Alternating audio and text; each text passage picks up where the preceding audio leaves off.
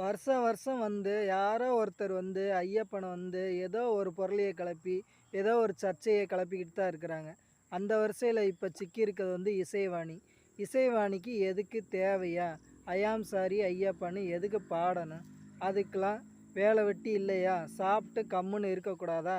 இப்போ நான் சொல்கிறேன், ஐயாம் சாரி ஐயப்பா, இசைவாணி ஒரு தட்டுவாணியப்பா. ஐயாம் சாரி ஐயப்பா, இசைவாணி ஒரு ஈத்திர முண்டையப்பா. ஐயாம் சாரி ஐயப்பா, இசைவாணி ஒரு கேடுகட்ட முண்டை. ஐயாம் சாரி ஐயப்பா, இசைவாணி ஒரு கேடு கேனையிலையும் கேனை முப்பரு கேன முண்டை. இப்படி நான் திட்டுனா என்னென்ன வார்த்தைகள் சொல்லி திட்டலாம்?